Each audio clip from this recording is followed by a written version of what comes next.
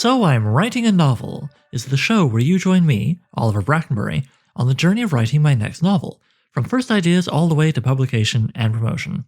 In this one-man reality show, I'll share with you my ever-evolving thoughts and feelings on how I write, being a writer, and everything that entails at each stage of the process. I'll also interview special guests involved in writing and publishing. If you're the kind of person who likes to learn how things are made and get to know the people making them, then this is the show for you. I'd like to say a quick thank you to our Patreon supporters who make this show possible.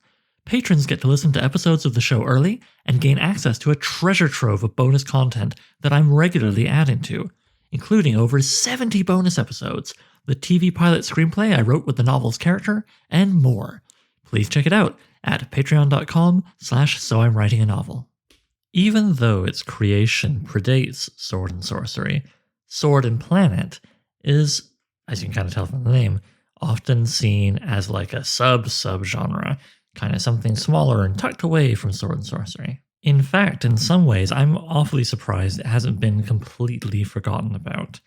And most of the reason it hasn't been forgotten about, well, is the existence of the John Carter of Mars series of stories, otherwise known as the Barsoom stories, which had a film that admittedly didn't do very well as recently as 2012. I did an episode on Sword and Planet as I understood it.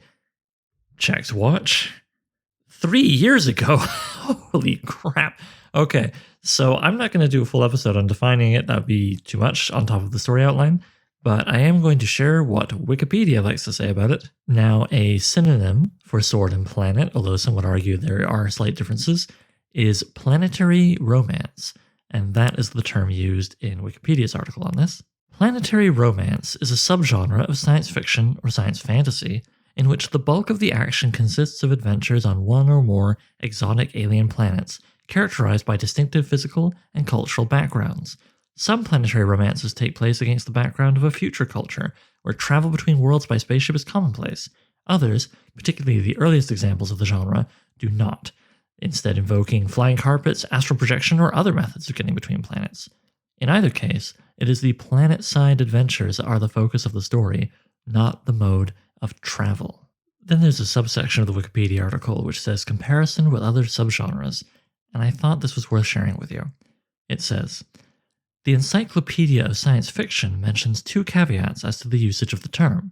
First, while the setting may be in an alien world, if, quote, the nature or description of this world has little bearing on the story being told, end quote, as in A Case of Conscience, then the book is not a planetary romance. Second, hard science fiction tales are excluded from this category, where an alien planet, while being a critical component of the plot, is just a background for a primarily scientific endeavor, such as Hal Clement's Mission of Gravity, possibly with embellishments. Alan Steele writes that while the label space opera has been posted on practically any story away from Earth, it stands apart from planetary romance, which he describes as a close cousin of space opera. So, okay, what intrigued me about Sword and Planet enough to decide right at the very beginning of this project in 2020 that I wanted to have a Sword and Planet adventure in my Sword and Sorcery faux stitch-up novel starring Vo. It's not a genre I am as familiar with as Sword and Sorcery, and frankly, I've made it a point to build a reading list that I hope to start chewing through, let's say next year, 2025. I have read a few key texts, though, such as Lee Brackett's Sword of Rhiannon, which is definitely the kind of Sword and Planet adventure that reads basically like Sword and Sorcery with a few tweaks to it, and the original, A Princess of Mars, by Edgar Rice Burroughs, starring John Carter. Of Mars, you might say. I like that in both stories you have a character who is truly an outsider, part of Sword and Sorcery, as has been discussed here many times, but also in this in the sense that you tend to have someone who is displaced through time in the history of an alien world, as the main character of Sword of Rhiannon is, or in the absolute text of this genre, Princess of Mars, you have a human of our Earth from a slightly earlier time than when the book was written, which was 1911-ish, 1912 it came out, who has gone boop, through a magic cave or any number of other conceits, usually not a spaceship, which I kind of find more interesting, to another planet with whole other alien species and an alien environment.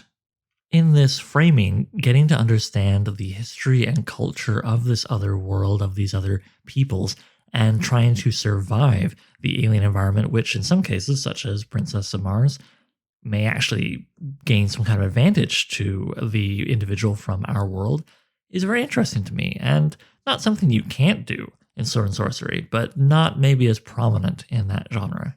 I also really dig the sort of high low mixture of technology in Sword and Planet. Generally speaking, there's some conceit that makes it make sense, or makes enough sense that people are still running around with swords when there's some degree of laser guns and what have you around. Also, things like airships are very, common. Stuff that even more so now is a kind of retro future blended with ancient trappings like swords and ancient temples with weird stuff in them and what have you. And while Vo may not be of Earth, she, in this corner of the book, is absolutely someone being blipped and blooped to different worlds in a method which is somewhat more mystical than science fictional. And I thought, hey, let's chuck her into a Sword and Planet adventure and see how she handles it. Plus, heck, I wanted, after A Love Letter to a Sailor, to have another big sort of colorful adventure, given that the 1-2 punch of the Gibbet at the end of Act 3 there and Inner Sea was quite heavy and quite dark. Meanwhile, Sword and Planet has everything I've mentioned, as well as it tends to have some kind of fantastical romance with one of the locals, and maybe a big weird creature that becomes like a fun pet, or a steed, or both for our hero, and all kinds of other stuff that just, it's fun, man. It's so fun. So, okay, let's have some fun together working through the outline for a story I call Imported God. The funny thing about me saying, time for some fun adventure is that in my earliest notes, well, I did the obvious thing. I read Princess of Mars and I made a bunch of notes on stuff from that. But the next thing I wrote that would be relevant to this story is like the opposite of fun and definitely something that I abandoned, but then came back to, but then abandoned, but then came back to, and it worked. If you've been listening to this podcast for a long time or you've caught up on all the archives, then you may remember from early on that when I was originally figuring out what kind of stories do I even want to tell, one thing I did was to read through a book of literary terms and literary theory, kind of like browsing a menu of possible options. And one thing that caught my eye was a German term called Heimkehrer literature. As the book told it, Heimkehrer literature is a term from 1946 to denote fiction and drama concerned with the plight of demobilized soldiers on their return to a country that had been ruined by war and the difficulties they faced coming to terms with civilian life. Sidebar, I'm going to sound a little different for the rest of this episode because I ran out of recording time before I had to go to my hometown for the holidays. Thanks for bearing with me. So yes, Heimkehrer literature. That feels like a rather weighty idea for Sword and Planet, and for a while I actually chose to abandon it. It just seemed too gray and dour, and I couldn't find a way to weave it into what feels like such a colorful adventure genre and still make it feel like a colorful adventure. However, as we'll get to a little later, I ended up kind of building off of it, and it wasn't even the most heavy idea that I ended up putting into this story. Time care literature is just one of many old notes that I pored over and considered. I don't need to read all of them here. Two thoughts that I carried with me, which I thought were very interesting, which I will share, are first just the idea that you want a sense of the frontier and adventure and wonderment, just a vibe I wanted to carry, but that sense of being on the edge of civilization, I think is still very cool and obviously SNS inspired as well. The other was a fun comment by a member of the New Age Sword and Sorcery Discord, Neil Wilcox, who described John Carter, the text, the Conan of S&P. He said, John Carter isn't Conan on Mars, he's Tarzan on Mars, which I thought was an interesting thing to remind you. Like, the whole point is that the main character is sort of out of place, but has adapted really well to their new setting. Other note I scraped, which I'll share with you, is simply a phrase that I really liked, taken from a book about alcohol in the Mediterranean and Middle East called The Wet and the Dry, in which alcohol was described as an imported god. That's it. It's nothing else from that book I took, but an imported god?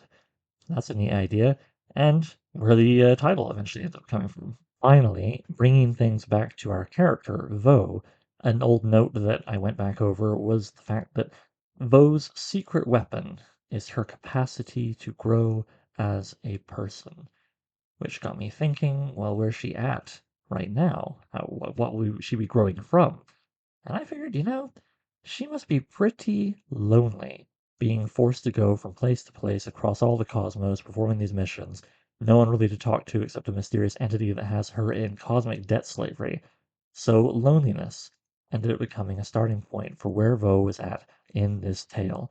So knew for quite a while that I wanted to tell a story where Vo's religion played a bit more of a role, even if it was just her kind of quoting scripture here and there in conversation, perhaps arguing with somebody else over the nature of the cosmos. And here she is, a cosmic debt slave to a big mysterious entity. Well, how does that play into things? Meanwhile, I had some notes on the concept of enlightenment and epiphany that I thought were really cool and I wanted to play with. So this all swirled together into me finding another through line for this story, which is, of course, something I have to figure out for every one of the stories in this part of the book. Why is the big supernatural patron sending her to this place? What is the mission? And I thought, wouldn't it be kind of neat if this patron figures there's a way to really like tactilely, mechanically almost seek enlightenment, to get enlightenment by doing the thing, pressing the button, whatever, and it's in this place, this world that Vo's being sent to? What if the patron, who can experience everything through Vo's senses, chooses to seek enlightenment through Vo, essentially at one stage of remove, reducing risk and effort, letting Vo do the hard work so that they, the patron, can reap the reward of spiritual, intellectual, whatever, enlightenment.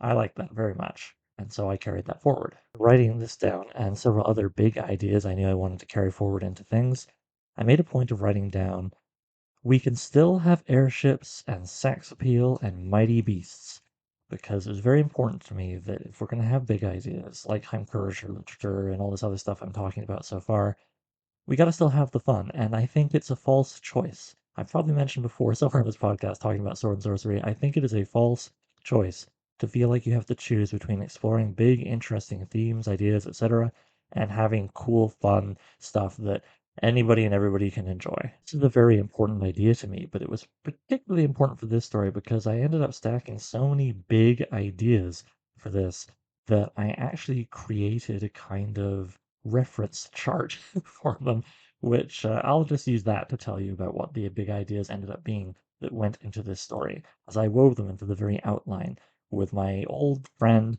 Order of Information very much in mind. But yes, collecting lots of big ideas, big ideas, big ideas, seeing what they suggest about character with Vo, what the mission can be, all this good stuff. Eventually, I literally wrote down on the page, in all caps, okay. Then lots of ideas. Now we need to weave it all together. We have to have a setting to explore all these ideas, etc. in. And I felt like, okay, that's good. That plays into the whole thing of Sword and Planet being a place where the setting really needs to shine. Why do we learn so much more about the setting as a reader? Well, perhaps Vo, let's bring it back to character here. Perhaps Vo has made a point of taking her time with this mission. Perhaps when we join her, she has been on this planet for a while, like at least a few months. Why would she do that? I thought, why would she maybe, let's say, sleep with a local noble, or at least, spend time courting slash being courted by him. Something I wanted in here as well. I figured, well, this could be because Vo fears she is growing callous as she moves from world to world and wants to push back against that. Did she also crave a little human connection, to be worshipped, a little praised, by this noble? Sure.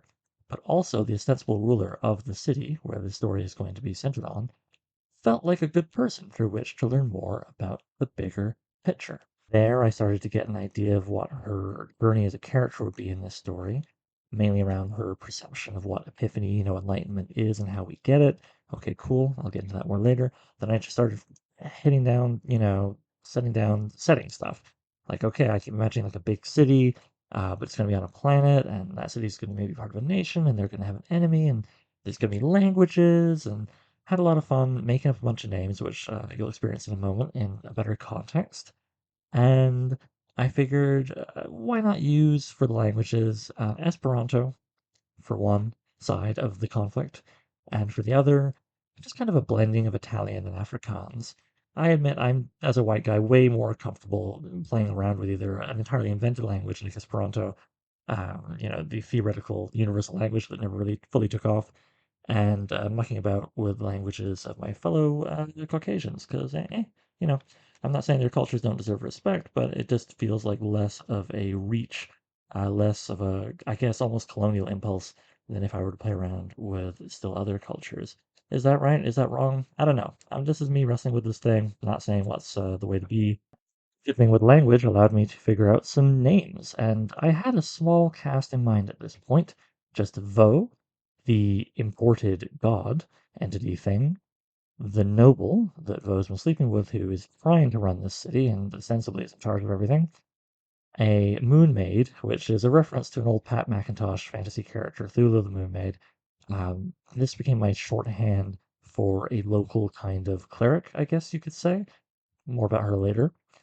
And a blinded local sort of veteran from the other side of the war or whatever that was in the background of this whole setting, who had been sort of left behind along with a whole bunch of his other fellows here when the war was lost by the invaders, of which he was a part. And he is a character that we meet at the very beginning of the story that helps propel us into the narrative, that gets us into what actually happens as opposed to Vo's backstory of having been here for a few months. I also made a list of a bunch of other potential side characters, but we'll leave them out for now.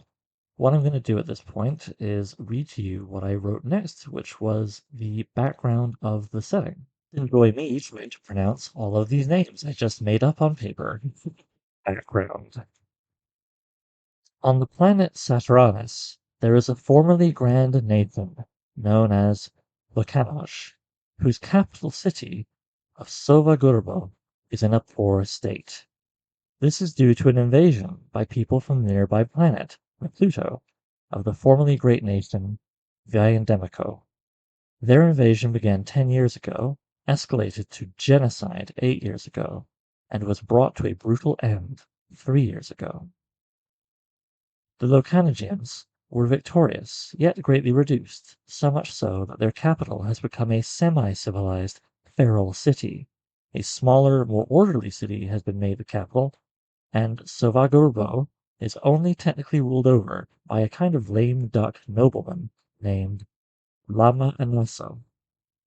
The Vandees were defeated, yet so many soldiers and colonists were left behind that it was impossible to jail them all, and the Locanov leadership refused to themselves pursue genocide, so they have been awkwardly integrated into society. This has combined with the damage of the war to make keeping order quite difficult.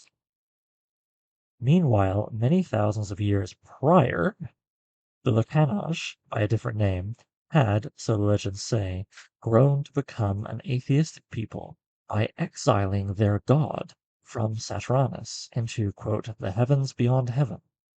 They did this for he was a cruel and demanding god, known to use cosmic debt to virtually enslave people into doing their bidding. Edvar, you see what I'm doing here.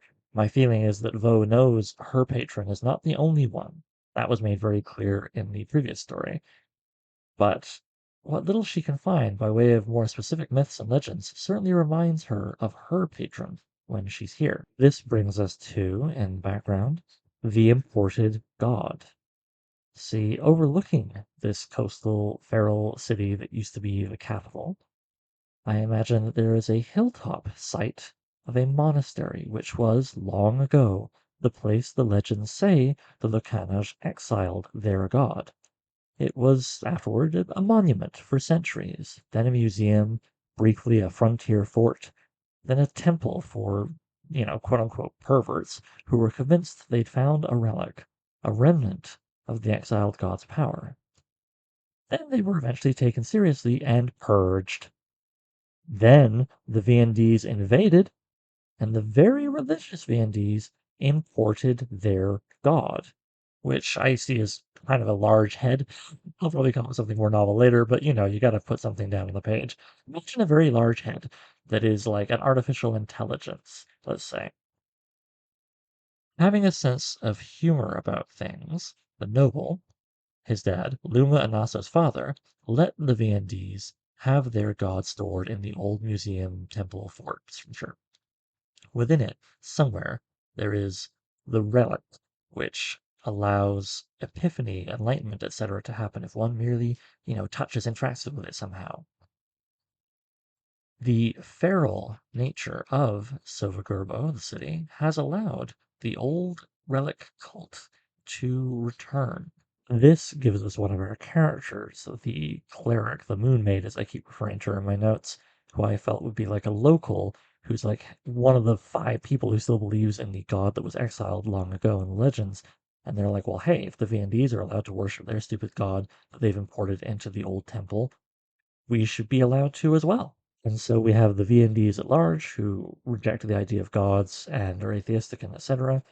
Then we have a small cult within them who feel that this Epiphany Enlightenment relic thing that's trapped deep within the temple, that is basically coded in old VND's veterans at this point, that would be a great thing for them to have to bring back the old religion. And finally, on the third party here, we have the VNDs, the war veterans, and what have you, who are all quite religious, and they've taken over this whole structure and are worshiping their imported god. Okay, well, what is the relic? Potentially cursed relic in my notes I wrote here. Supposedly, the relic is a piece of the god left behind when it was exiled, later sealed in a golden ovoid with one side able to be opened so as to gaze upon the finger, eye, whatever, of the person who interacts with it. Hard to say, for anybody who gazes upon it dies within 1 year and 1 day. What they do in that time with the great knowledge they gain is up to them. This has been given as the explanation for any number of great leaders, artists, or thinkers who died young after achieving brief greatness. I was probably thinking of the 27 Club in real life, all those musicians who did incredible things but died at 27. Vo has had experience with relics that have left her skeptical, but her patron has tasked her with finding this relic and, having an epiphany that the patron can experience through her. And so I ended up writing at this point, that's enough backstory, perhaps too much if we try to put it all in the actual story. Let's review character, basic wants, arcs, obstacles. Just really understand these people before we start trying to move them around that setting to tell the story. Vo wants the relic, and to push back on her loneliness and callousness that's been growing as she's been a cosmic debt slave adventurer, and she wouldn't mind spiting her patron with some kind of malicious compliance.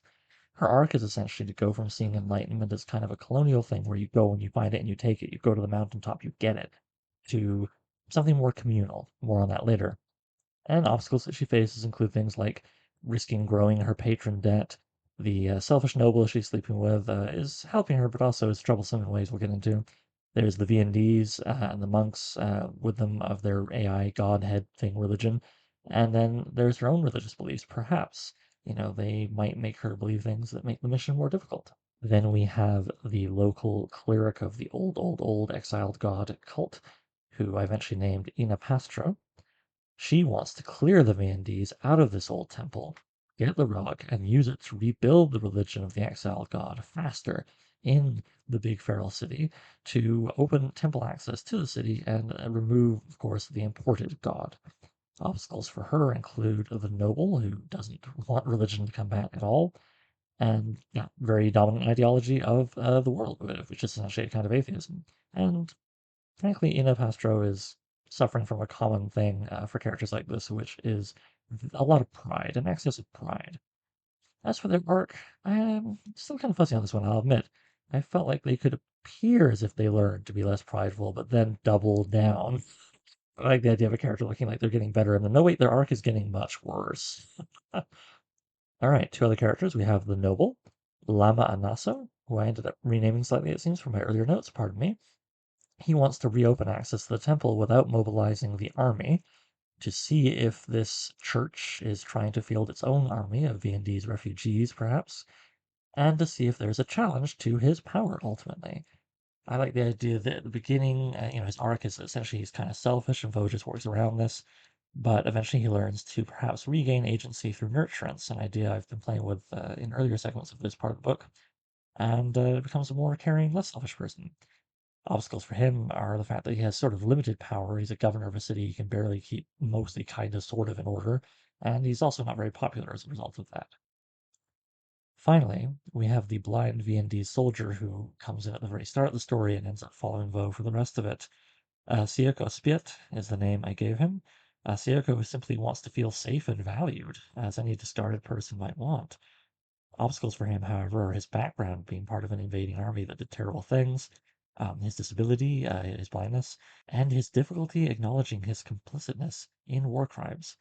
For Ark, I just kind of put in ellipses. I'm not sure because once I started really facing the fact that he is complicit in war crimes, I kind of dislike him. I started asking myself, well, okay, but how complicit was he? Maybe he refuses to answer.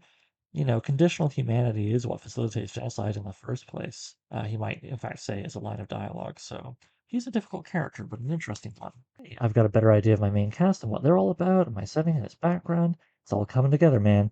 At this point, I felt like the last thing I wanted to do before I really wrote out what the story would be to work through my Act 3 checklist. My checklist of all the things that I really know I need to address in any given story in this final part of the novel. The first being, what does Vo put in her carrier bag and take away from the story, And what does it signify? What's the lesson that she's carrying with her, essentially? I felt this would almost certainly be the temple's relic that trades Epiphany for Curse, a piece of the old god that was driven away. Again, a toe, one of its many eyes. We'll figure that out later. And yeah, it grants Epiphany in exchange for dooming the recipient to die in exactly 1 year. Now, Vo's patron would use his great power to undo the curse in exchange for, quote, the rest of Vo's natural life, which he estimates as adding 35 years, since she's currently 35 and, quote, likely to live until 70, as he sees it. They see it, pardon me. They really are kind of abstract and genderless. Vo accepts the idea of having 35 years added to her debt, as she's not yet at the point of being willing to die to escape servitude, and odds are he'd revive her anyway, which carries a steeper cost. She won't physically age during that period of servitude, so sure, it'll be horrible, but she'll still be kind of together at the end of it. She keeps the relic, I'm thinking, which may or may not truly curse the user, as a reminder of what it taught her. And she wraps the story by reiterating her fears from the opening that if she serves the patron too long, then life shall lose all meaning through sheer volume of experience poured through the arm of the sea that is me, like ocean waves bursting, then eroding a wee inlet. By the way, I haven't mentioned it in a long time, but Vo's name is actually a Shetland word meaning arm of the sea, at least according to a book by Robert McFarlane. But yes, what it taught her, of course, is the thing I mentioned earlier about how epiphany is actually better found in a communal fashion than a colonial one. Next part. How is Vo turning from the idea of stasis, like, oh, I'm a perfect person, I am who I'm going to be for the rest of my life, to seeing life as just a never ending, continuing process? Well, I figure at this point she seeks now the kind of community which can assuage her loneliness and help her continue to learn and to love epiphanies, great and small. She seeks to have this before immortal servitude renders her incapable of caring or connecting with others, of taking in new things, of changing her superpower, like I mentioned. How does the patron debt tug of war go with her trying to avoid having her debt increased? Bad. Between the fact that I see her invoking his direct aid at one point and the curse, Bo's going to add pretty much a lifetime to her debt. And by the time of the next story, boy oh boy, she'll feel like she's seen everything. How does Vo's attitude toward killing evolve? I feel like here is where we're going to see her last flicker of barbarous joy in combat kind of snuffed out by thoughts of cosmic debt and long-lived servitude. How does the big cosmic horror of it all affect Vo? I figure that's, already been addressed in earlier parts of this list, what she puts in her bag and the erosion of time on her psyche, etc. How does the story re-enchant the world, make it feel big and awe and wondrous? I all kinds of weird stuff I've gotten here, like sticky hand beasts, which I'll talk about when I get into the story proper. Weird sands, cosmic sights, and a strange sky. Everything, though, is growing numb to, basically. But the reader, and perhaps the reader stand-in, still has awe. How does Vo reclaim agency through nurturance? I'm thinking she's going to resolve the sort of stalemate conflict between her ragtag bunch and the former soldiers in the temple by having the noble Lama Anasu swear they won't be discarded, to promise special protections will be written into law for the abandoned veterans.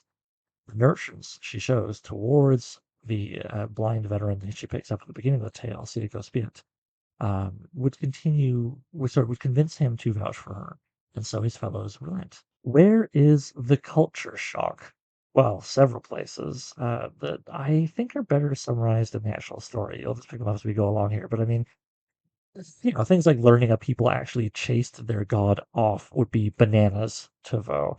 Anything else I can think of along the way to put Vo in sharper relief, to make her more alien, and to differentiate the two sides of this old conflict. Finally, what is the thematic conflict or statement?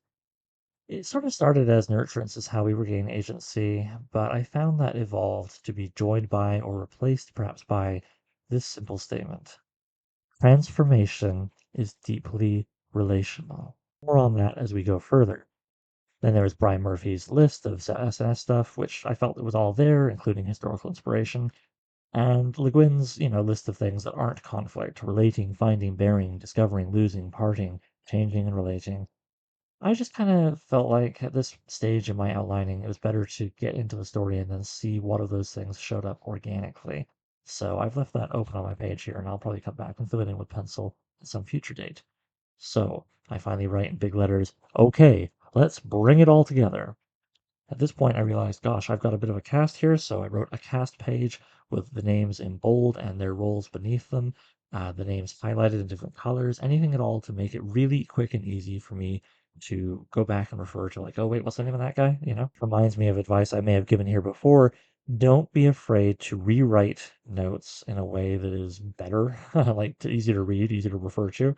And don't be afraid to treat yourself like a big dumb baby in a positive sense of giving you, the big dumb baby, whatever cushion guardrails they need to avoid falling down the stairs. Don't worry about memorizing this, but just to rattle it off for you real quick, the cast, we have Vo, our protagonist. We have Lama Anasco, the ruler of the city of Sovagarbo, the abandoned former capital. We have Ina Pastro, the cleric of the old religion. We have Sieko Spiet, a blinded Viennese veteran left behind, along with all the rest. We have the imported god, who is referred to by different names depending on whether you're a local or one of the abandoned invaders. Fremedia is the local name. Santo Helig is the invader name. Then we have a head priest up in that temple, Episcopo, who is Viennese. All of the priests and whatnot are Viennese. Then we have a couple of other names. I just felt it'd be good to have them handy. Malfi Grandra and Sbolo, second and third priests, why not? Then I thought I wanted to have some names lying around for other V&D's veterans who may come up as I need them. Irps, Tricondo, Perzo, and Carde. Finally, we have the name of something I haven't actually addressed, which is the fun local sort of animal pet steed thing that Vo is going to get, which again I'll explain more later. But I gave them the name Bellabesto, which I rather love. Bellabesto is essentially a horse or slightly larger sized kind of gecko thing whose limbs are like those old toys, which I think are still sold. But I remember them from last like an 80s and 90s thing, those old toys that are like stretchy hands, and you can kind of whip the hands so they go far out and grab things and pick up stuff. And I love the idea of a kind of mountain climbing lizard that uses stretchy limbs with gluey paws to work its way up. Uh, the locals call them Vango Frappi Gleika, aka a slapstick lizard, and the V&D's invaders who hate them call them Sturek Blacardo, aka Stretchy Bastards. Final thing I decided to make as easy reference for myself before I wrote out the story is my order of information. Like I said, there's a lot of big ideas in this. I gotta think real hard about how I'm gonna introduce them, which ones are more important or less important in terms of really getting across clearly to the reader, and when it might be best to do that. So we begin with the concept of a feral city, one that is not quite civilized, not quite barbarous, and the city is kind of an overloaded system, perhaps creating an opportunity to make things better or worse. So yeah, we get that right up front because we introduce the setting, the city. Vo's, being lonely is also something we'd be getting pretty much on page one. That's one of our themes, so let's get that in there. Vo's secret weapon being her capacity to grow. Let's get that in there also real early. And Vo's faith. I like the idea that sort of aphorisms and maxims, little sayings that are designed to get across a piece of knowledge should abound, and not just from Vo's mouth. Then the goal, right? We want to get in there this cursed object, this relic thing. and perhaps even establish a series of owners. So that could be kind of fun. You can see already we've got, setting and then general vibe and then character and what their deal is and what they're going after. All pretty important stuff. Then we want to reiterate the idea of Vo's patron and what it wants. Like Vo is going after the relic. Okay, so the next piece of information should be why, and that's because she's got this boss. Vo's patron wants secondhand enlightenment through Vo's senses, and that very sort of colonial way of going and taking it. Also, maybe this planet is possibly her patron's point of origin, which intrigues the hell out of Vo. Okay, Vo is this person in this place with this boss and this thing she wants to get, and with this reason for wanting to get it. So who's our opposition? Well, this is where we have to establish, I guess, that we have the VNDs and we have this temple and we have these people who do not want to let that relic get into anybody else's hands or simply just don't want their home on the fringes of this feral city to be invaded by a bunch of buggers trying to take something from them. Point I would expect the reader to understandably ask themselves, why don't the locals wipe out these leftover invaders that have been left behind? Why don't they do genocide to them as genocide was done to them? And this comes back to essentially an idea of the nation's future being more important than justice. Or this comes back to a keynote I've been carrying for a long time, including from a book I didn't end up actually writing. And it was a quote from, I want to say, Humans of New York, speaking with someone who was in the government in Rwanda after the genocide they dealt with. The quote from that person was this: there was a huge puzzle after the genocide. How do you pursue justice when the crime is so great? You can't lose 1 million people in 100 days without an equal number of perpetrators. But we also can't imprison an entire nation. Survivors were asked to forgive and forget. The death penalty was abolished. We focused our justice on the organizers of the genocide. Hundreds of thousands of perpetrators were rehabilitated and released back into their communities. These decisions were agonizing. I constantly questioned myself. Each time I decided Rwanda's future was more important than justice. It was a huge burden to place on the survivors, and perhaps the burden was too great. One day during a memorial service, I was approached by a survivor. He was very emotional. Why are you asking us to forgive? He asked me. Haven't we suffered enough? We weren't the cause of this problem. Why must we provide the solution? These were very challenging questions, so I paused for a long time. Then I told him, I'm very sorry. You are correct. I am asking too much of you. But I don't know what to ask of the perpetrators. Sorry won't bring back any lives. Only forgiveness can heal this nation. The burden rests with the survivors because they are the only ones with something to give. Wow, you can see why that stuck with me. You can see why I thought that was rich material for a story. Now, this is more woven into the foundations of this tale. The story is not about that per se, but yeah. Whew. All right, so that's how we got in this order of information thing that I'm working through here, from Vo's patron to the people who would get in the way of Vo. And why are they still around? Well, the nation's future is more important than justice. After that, I figured my thematic statement, transformation is deeply relational, should come in, as well as the nurturance agency thing. Other concepts that were important: you can't shame someone out of a shame aversion. When people know they won't be discarded, they're more likely to work with you, essentially.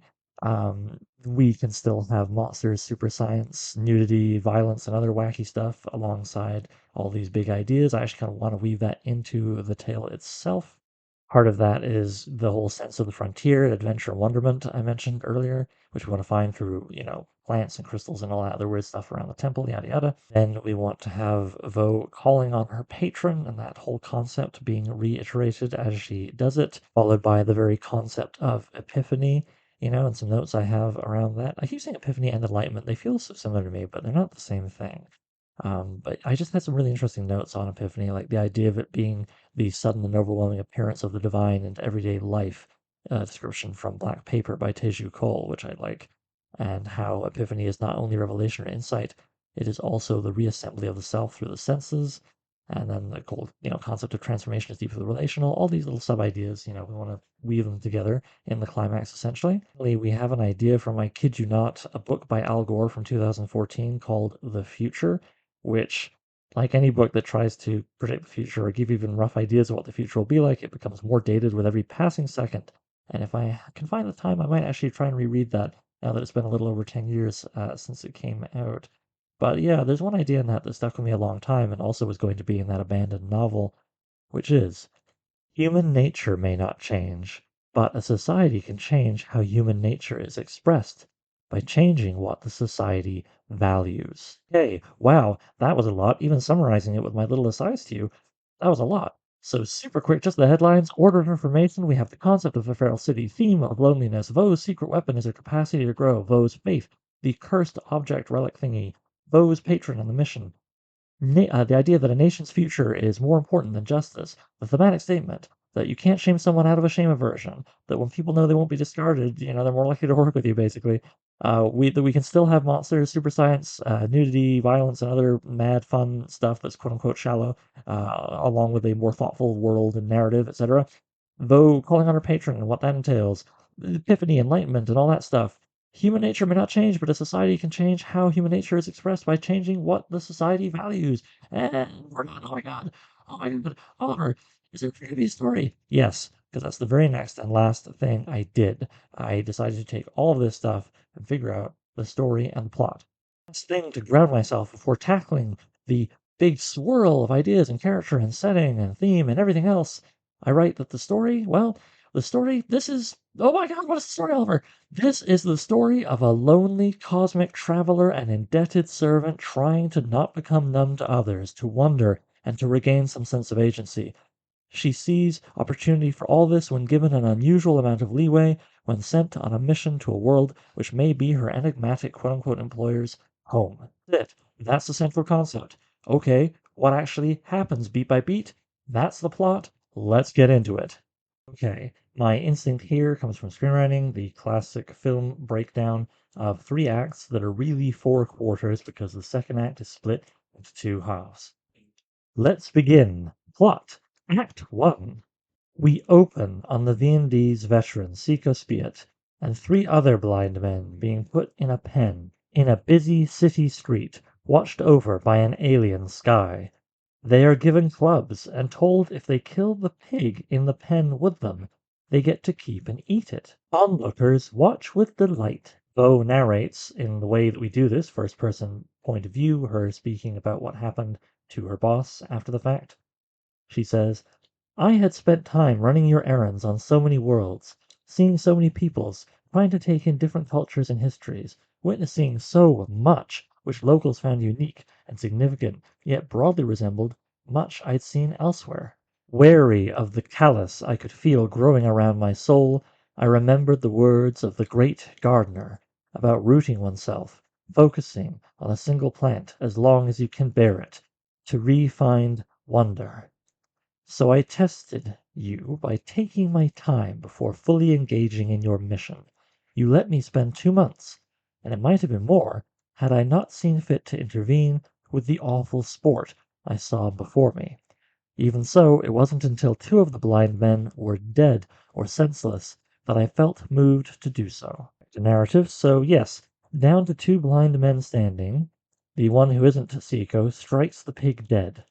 But locals lie, and say that this other blind fellow has still to slay the pig, that only the other three blind men stand. This is too much for Vo, who steps in and demands that the blind man holding the club get his prize, the pig, and insists the game is over. The mob waves, turning on this giant armored woman, and then the cleric, Ina Pastro, pushes her way through the throng, with her mace, let's say, asking if they'd like to try throwing objects, like tomatoes and whatnot, at her too. They back off, and she shouts at them for being godless. Seeing one of the two people still standing getting the pig, and the other two blind men, of course, cannot be helped, Vo offers to take the one lonely, pigless blind soldier, veteran, Sieko, somewhere safe for a meal. He agrees when she says she only wishes to talk with him, not feed him shit and razor blades. Here I made note that this would be a good place to discuss how the city is feral, as we zoom out a bit to follow these characters walking through it. Then I decided to try something because I knew I wanted to keep my writing down of the plot moving. So I wasn't going to necessarily figure out every single beat in the precise order it went. Instead, I thought, okay, we're going to follow these characters as they walk between this place in the street where this terrible sport is being held back to the kind of fortress palace compound, whatever, where the noble lives. So, okay, I think to myself, in this scene, conversationally, the important thing is I want to rotate between three kinds of dialogue. One, where we teach the reader about character. Two, where we convey information about the setting. And three, escalating the ambient sense of danger till we break the rising action against the walls of Lama Anaska's keep. So, what do we want to teach about character? Well, we want to introduce the V&D's blind veteran, Seiko Spiet.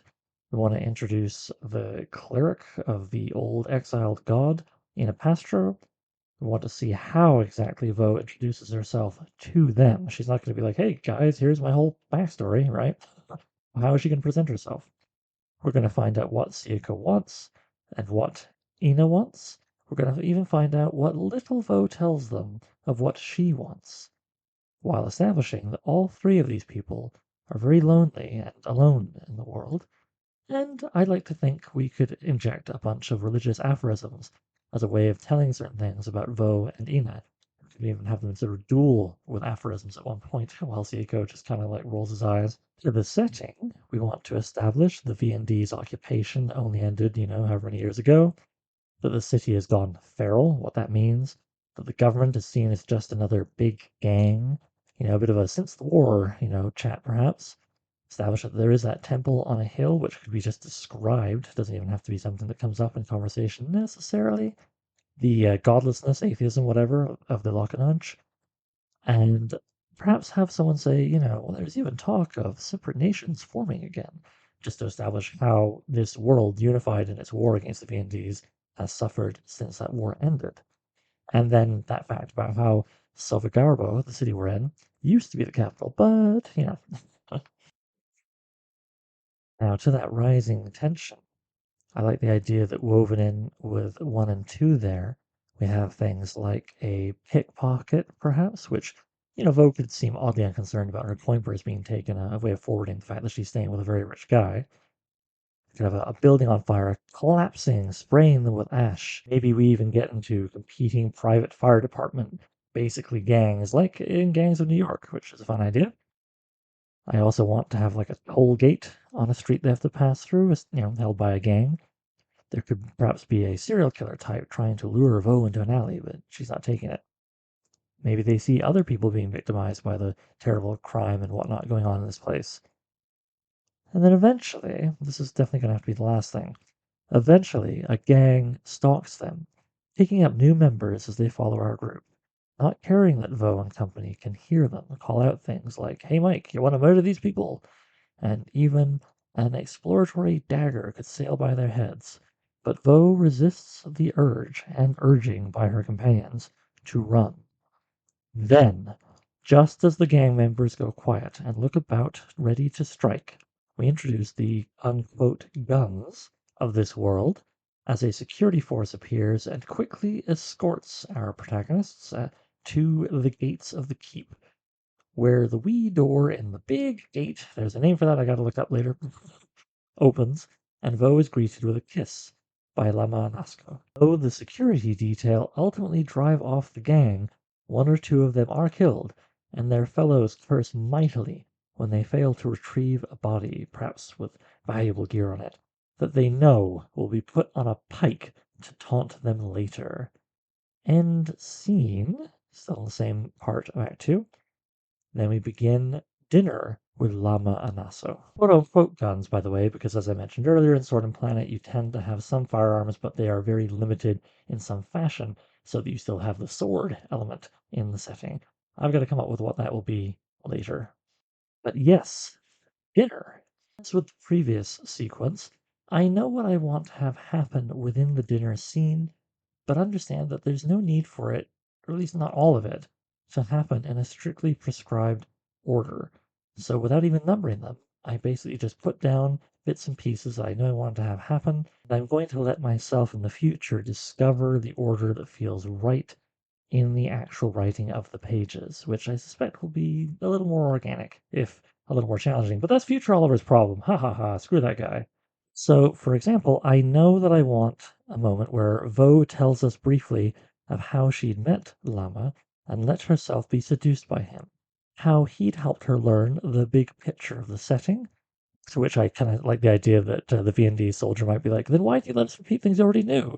And she's like, because I wanted to hear your way of telling it. This is also where I'm thinking it makes the most sense to have Inapastro yell at Lama Anaso, the cleric who yells at the noble, for not genociding or imprisoning or exiling all of the left behind V&D soldiers and settlers.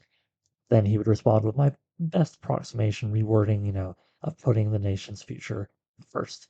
This is also likely where she would be like, if the V&Ds are allowed their religion, then surely we should be too. Perhaps the cleric even apologizes to Vo, something like, sorry, but how often do you get to speak truth to power? Which I could see Lama sarcastically responding, don't you pray? For our blind veteran, Seiko Spitz, I feel like his presence should rumble some of the guards. We take a moment to make that apparent, and that even the noble Lama tenses up around him, and is perhaps greeted by silence when asking Seiko Spitz what precisely he did in the war. We also need to have a moment that establishes the reason Lama hasn't sent his troops into the temple to see what the V&Ds are up to, and it's because he can't spare that kind of manpower, locked as he is in a kind of guerrilla trench warfare with the criminal syndicates of the city. One of the real nuts and bolts we have here is what does each of these characters bring to the job of getting into the temple and grabbing the relic? In my imagination, the temple has isolated itself by blocking the one real path up the steep hill mountain thingy, with all kinds of rubble and boulders. Here, Lama the Noble does have some of those Vango Frappi Gleica, aka the horse-sized, slappy, sticky pawed lizards that can get them up past that stuff by climbing around or over it. Meanwhile, the blind veteran, Sieko Spitz, of course, speaks his native language, Viandese, and may vouch for Vo, that could be helpful.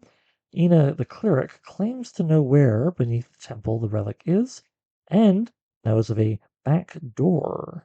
Plus, she has her mace swinging arm. She's a fighter. Vo, aside from simply being mighty, could call on her patron to vanquish the imported god. Now, this is a big claim, and I imagine one of the others will say something like, how can you be sure? And Vo might wryly say, oh, have a little faith. But she isn't actually sure. She has so little to go on regarding her patron. But she wondered if he was the quote unquote god who'd been exiled. This wondering is our hook with which to end the scene, her hoping the temple may contain clues about her mysterious master. So yes, that's what each of them brings to the job, like in a heist movie, what their the specialty is or whatever. Then we want to establish something else big and important and key, why each of them wants to do this, right? Vo wants the relic slash epiphany and perhaps learn more about her patron. Seiko Spietz, the V&D's veteran, blind fellow, wants to see his fellows, even if only as a prelude to them all being exterminated together. He just misses the companionship of other abandoned veterans. Ina Pastro, the cleric, wants to drive out the heathens and reestablish the old religion. Lama Anaso, the noble, needs to show strength to hold on to what authority he has left in the city, and, on a personal note, he has to know what those damn V&Ds are up to know if his decision not to eliminate them all in one form or another was a mistake, if he should have ordered their genocide. He's also, frankly, a little concerned about the church, their little church, fielding their own army of armed veterans. Finally, I have a note about a moment where I want to have Vo swaying Lana to offer Sioko Spietz immunity and a role as V&D's representative or similar when this is all over. Okay, we have all this info, motivation, etc. to convey. What character moments could we do this in? How does each of them eat? Can we use that to foreshadow Lama's selfishness? What's going on outside? Are there servants? These are all details that are probably best come up with as they can serve a need in my stringing together these key moments and bits of information that I've just described to you. I generally try to make things as easy on future Oliver as I can, all joking aside. That's the point of outlining. But I also want future Oliver to actually exist one day, which is to say Oliver writing the story in prose. So I've got to just kind of get down what I really need and then move on to the next part. So at this point, I know everything I want to have in that dinner. I'll string it together and give it some cool specifics when I actually write the prose pages. So we get to Act 2, Part 2. I remind myself that our theme is loneliness. Let's keep that in mind when we essentially smash cut to the bottom of the daunting peak atop which sits the old temple. So making a note here that I also want to keep in mind the genre's re-wondering of the world or worlds. And let's maybe hang a lampshade on things by having Inapastro, the cleric, say something by my god's name's Keats or whatever. Enough talk. Like, we've just had this big dinner scene, and then we have a character open the next scene with, like, for God's sake, let's go have some action. Vo could perhaps look at Ina Pastro, seeing a bit of her past self, worrying if she's also seeing a path of incuriousness that she might walk if she isn't careful. And then she says to herself, ah, ye gods, enough! She too is like, I'm overthinking things. Let's go do some stuff. The author talking to himself through his characters. I'll let you be the judge. Vo launches her sticky-fingered, stretchy lizard beast, Balabesto, and focuses on her senses over her thoughts. She maybe even kisses and briefly feels up the noble Lama Anasco before checking that Sieko Spietz, the blind veteran, is secured on her beast's back with her, or launching up the side of the mountain. Little note in the margins I put here: physicality helps Vo push back against feelings of godly remove. Anyway, thus begins the "we can still have monsters, super science, nudity, and violence" section of the story, where Vo tries to fight like she's in her Vonan days, the previous act, where she was just living blood and thunder day in, day out. Revelry, a lover by her side, a fine if strange beast between her legs. Her days of struggling to ride being long behind her at this point in the book. This is the life! As the guy outlining this is where I paused, about to hurl my protagonist against some opposition. I realized I really needed to examine and define the quote-unquote villains, Vo's opposition, the V&D's veterans and religious folk and settlers that have all holed up in that temple and isolated it with rubble on the one path. This is where I came up with those names I mentioned earlier, like Episcopo, the head priest, and Malfi Granda and Sabolo, the secondary priests, names of V&D's veterans, Irp, Stoico, Perzo, Curta, the named ones anyway. There'll be several other goons, essentially, 20-ish, let's say. And then I thought, well, if we're going to have strange beasts being ridden up the side of the mountain, 3 of these sticky-fingered lizard things, one with the cleric, one with the noble, one with our hero and the blind soldier, well, there's got to be a strange beast that preys on the sticky, slappy lizard guys, right? We're talking about an ecosystem here. Oh, and of course, there is, at the top of it all, the imported god. Here I did something I very rarely do. I pulled out a writer's little help tool called the Writer Emergency Pack, put out by the one and a half of the guys behind Screen Notes, the one who isn't Craig Mazin. I'm forgetting the name, and I'm not going to look it up. I refuse. I just want to keep recording. So, yeah, I pulled a card out of that just to see if it would give me inspiration here. The card said, every villain is a hero, reminding us of that old truism, even if they aren't villains so much as opposition in this case. And I asked a couple of questions, the answering of which did actually really help me get my head around this. One question on the card was, what would happen if Vo never showed up? Well, it said if you're protagonist, but anyway. I thought, well, if Vo never showed up, Inapastro the cleric might eventually convince a crime lord to help her try and take the temple, leading to looting or even a new cult founded by criminals. Meanwhile, Lamanaso the noble, having never met Vo, etc., may have eventually secured some kind of artillery to just destroy the temple utterly, but would make such a target of himself by doing so the city would soon be lost. Okay, interesting to consider. Then I thought about another question on the card. What are they trying to do? What other obstacles do they face, these villains, these opposition? I thought, well, so okay, this imported god is V&D's, while the Epiphany curse-giving relic thing is of the old local religion, which may have been about worshipping Vo's patron, we don't know, before they got ejected into deep space. The imported god is kind of a big AI head, so I guess kind of a false god.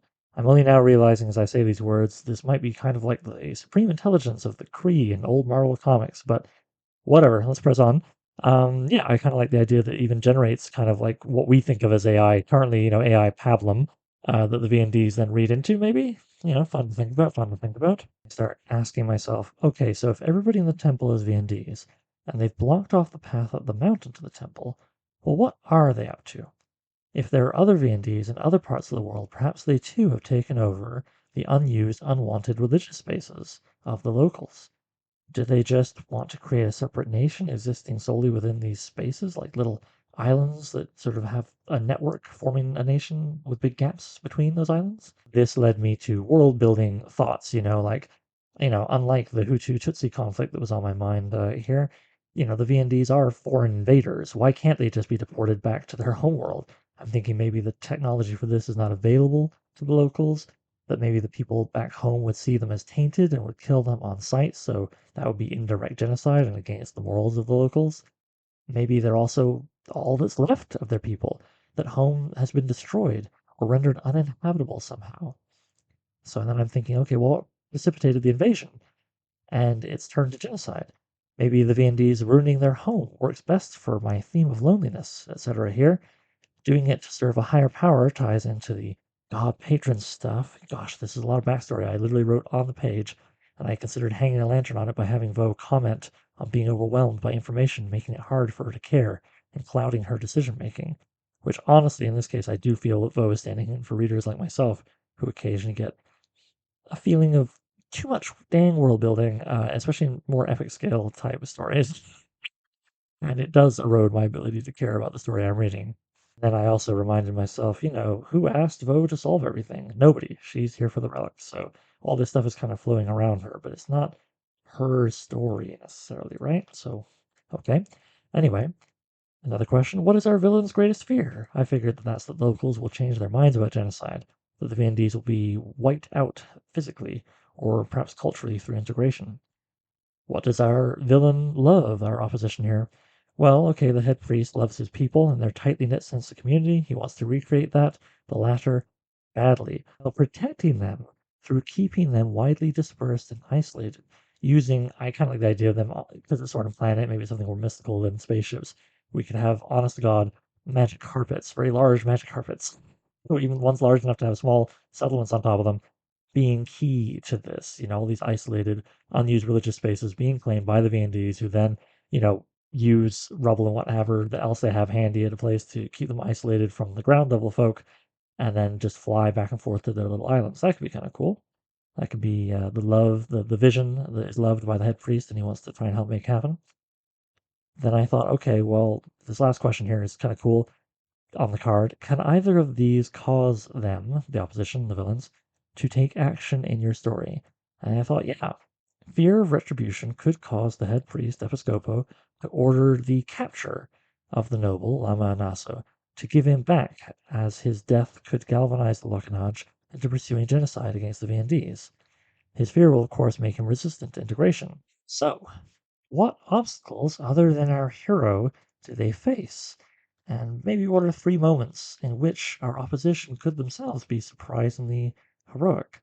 I figure, well, they need a way to communicate with the other VNDs and their little islands of settlements, or whatever, and unused religious spaces. They need to find a way to find and recharge supplies without raising suspicion. So that's all kind of one thing there. Two, they face an understandably deep, strong bias against them that is held by the majority of the planet. And three, they have to worry about old religion fanatics like Inapastra, the cleric, trying to reclaim the spaces they themselves are trying to exist within.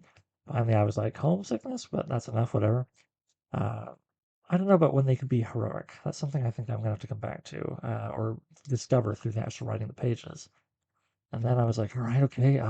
So what has been their journey? Well, in short, I guess we got pre-war. The head priest could have been a prominent priest who helped broker the deal with their quote unquote god that ultimately ruined their world in exchange for the power to travel the stars. Two, the war itself.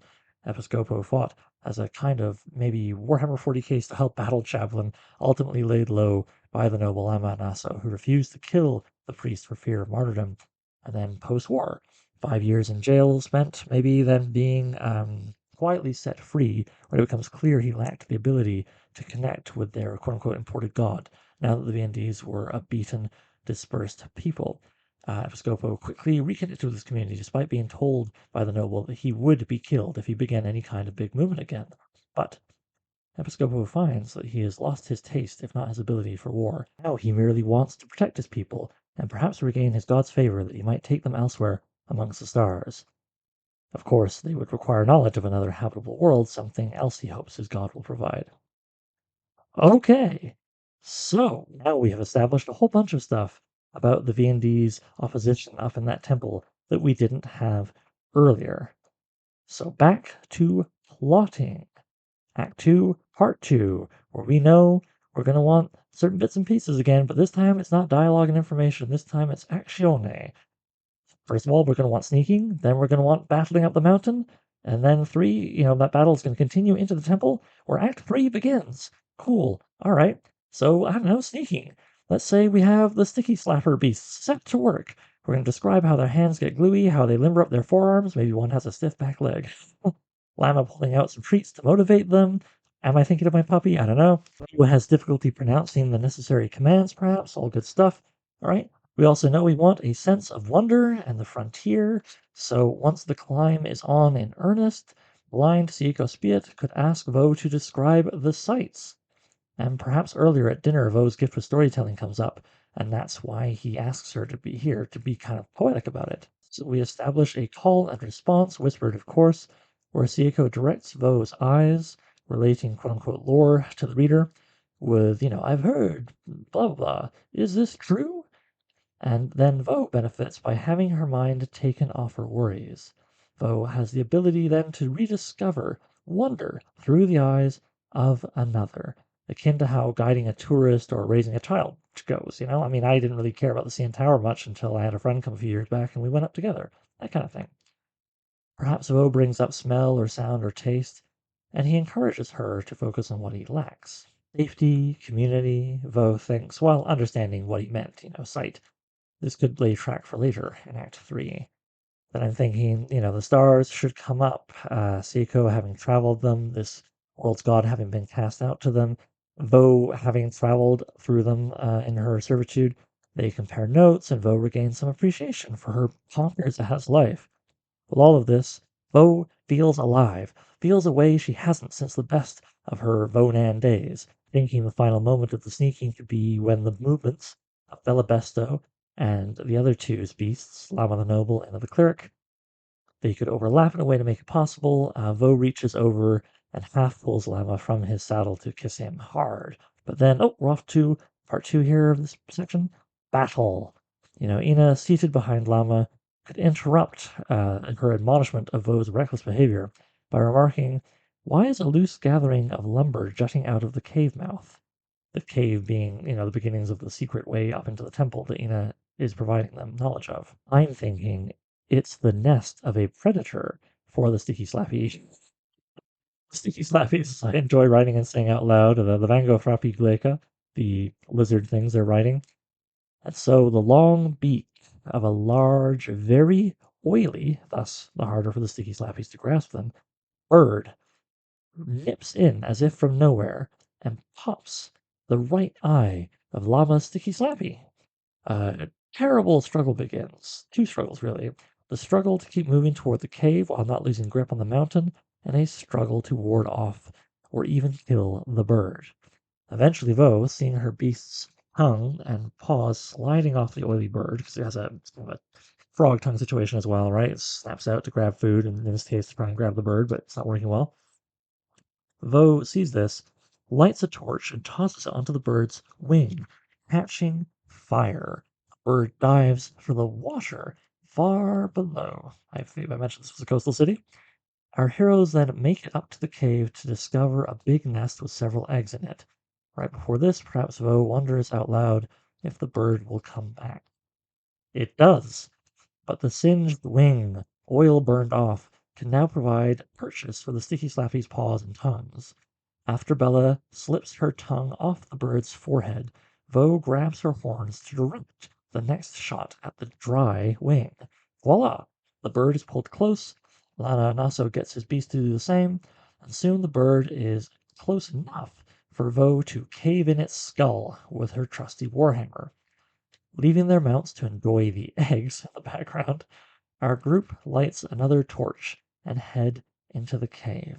Perhaps we have Seiko Spiet hold the torch with one hand and Vo's belt with the other. All right.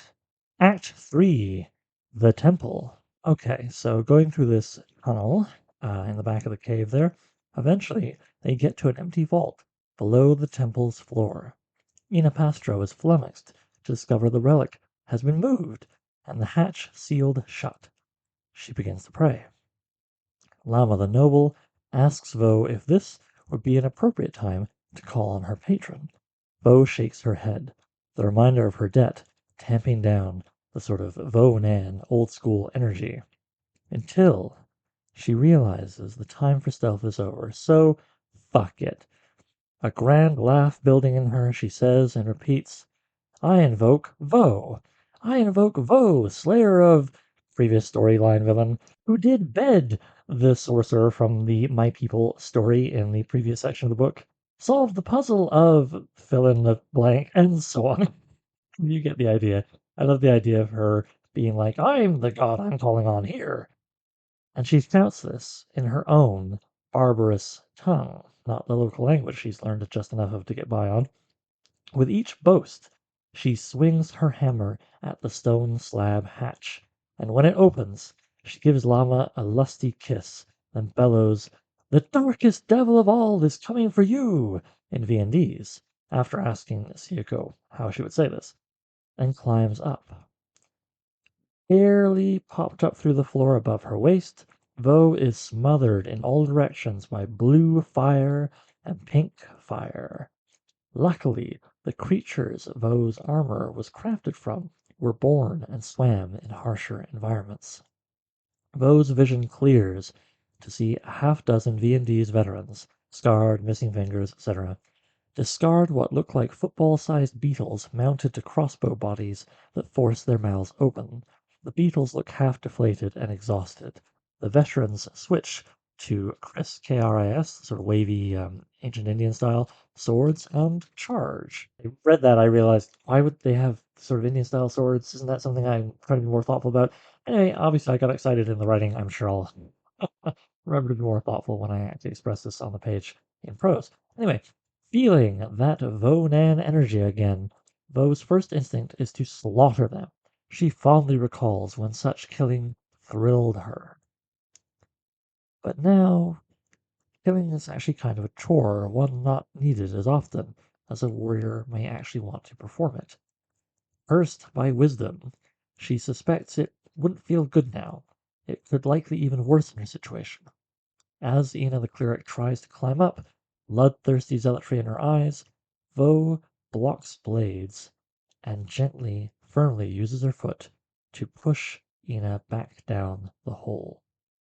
Taking advantage of her superior size and durability, Vo disarms all 6 of her opponents, leaving them scattered with no worse than a bruised head or a broken finger. Her companions then climb up, Ina and Lama ready for combat. They take in the chamber properly, its vaulted ceilings, layers of postery and graffiti over a base coat of faded religious hieroglyphs.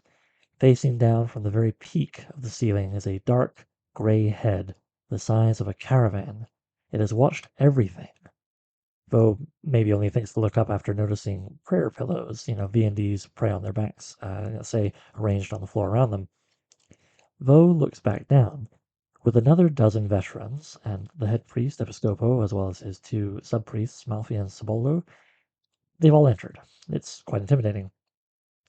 Episcopo, Lama cries out. I should have never released you from my dungeon.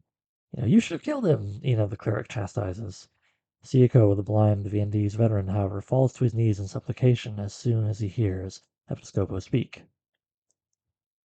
And now you've come to set matters right, have you? Impress the people into respecting your strength again? Episcopo raises his hands to the ceiling, his subordinate priests rending their cloaks to reveal shaved chests showing tattoos of the stars, then swooning and clawing at the air. To bow before a loving authority is to show strength. Vo then looks up again, suspecting the imported god is going to do something.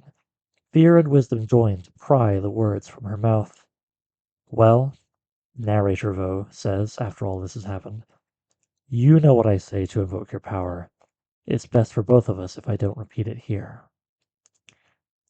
In the present of the story, Vo can't count on the god to glow or hum, to shout or whisper for any specific stimuli. Cultural assumptions can get you into trouble, even killed, under mundane circumstances. Never mind this.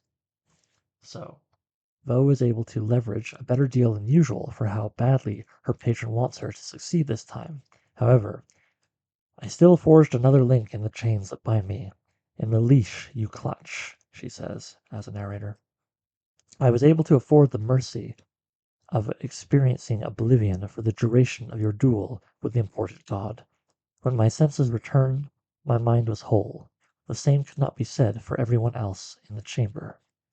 At this point, I have kind of done a scene missing because I really feel like what could be imagined by the reader will always be more interesting than what I could describe here. And I feel like just describing a bunch of, you know, weird lights and explosions or whatever the heck would just be weak. Be so weak. Instead, I'd rather do that, sort of dance around it and then describe people gibbering, crying. One guy seems to have had half his body turned into this real body horror, a weapon created, used, and cast aside in the blink of an eye. The imported godhead now lay on the floor, cracked open, vibrating faintly. Vo says, my nose was ringing, my ears crowded by strange sights as I approached.